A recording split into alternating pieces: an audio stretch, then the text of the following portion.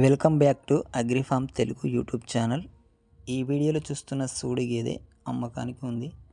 10 రోజుల్లో ఈనుతుందని దీని ఓనర్ మనకు చెప్పాడు. పాలు 2 పూటల కలిపి 6 లీటర్లు ఇస్తుందని చెప్పాడు. దీని రేటు విషయానికి వస్తే 60,000 అయితే చెప్పారు. ఇది ఫిక్స్ రేట్ కాదు, ఓనర్తో మాట్లాడుకోవచ్చు. ఈ గేదె కావలసిన వారు ఓనర్కి ఫోన్ చేసి మాట్లాడండి. ఓనర్ నెంబర్ టైటిల్లో పెట్టాను. Thank you.